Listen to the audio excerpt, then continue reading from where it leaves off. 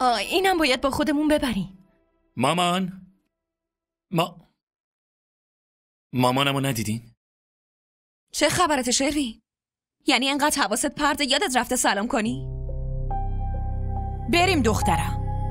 مامان داری جایی میری؟ آره دارم میرم برای عروسام حلقه بخرم. فردا عقده، باید خریدامونو بکنیم دیگه. باید باهاتون حرف بزنم، کار واجب دارم. باشه پسرم، وقتی برگشتم با هم حرف میزنیم. خاله جان دیر شده، بریم دیگه. بریم. آفرین بیا.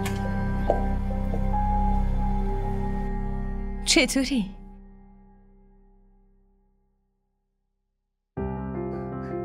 داریم عقد میکنیم. بازم نمیخوای چیزی بگی؟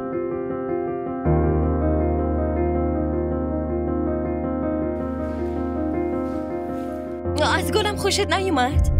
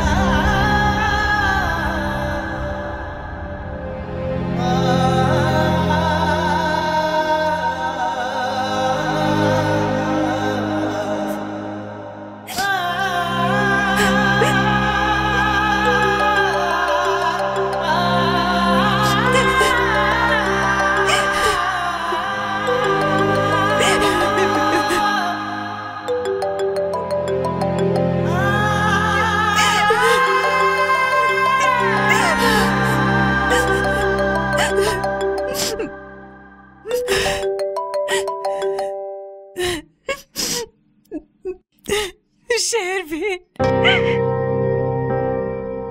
چی شده؟ گریه میکنی؟ شروین تو رو خدا بیا من از اینجا ببر.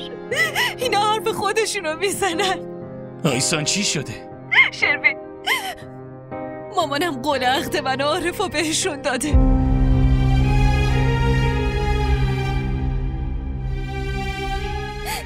بعد از پاتختی داداشم. شروین خواهشن یه کاری کن، وگرنه قبل از این عقد خودمو میکشم. یه کاری کن شروین لطفا. تو همچین کاری نمی کنی. گوش میکنی چی میگم؟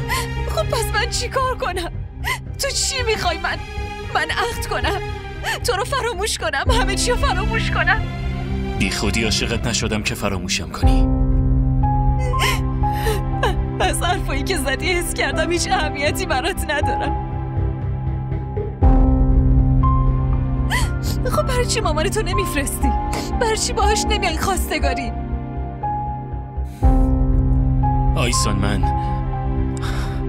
من درستش میکنم، تو قصه نخور. چه جوری؟ هر طور شده.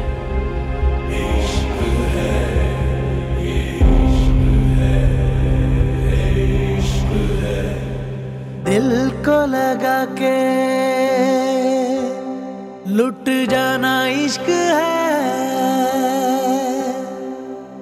दिल को लगा के लुट जाना इश्क है, इश्क में वफा का पैमाना इश्क है, यार की गली में मर जाना इश्क है, पल में बना दे जो दीवाना इश्क है, यार की गली में मर जाना इश्क है।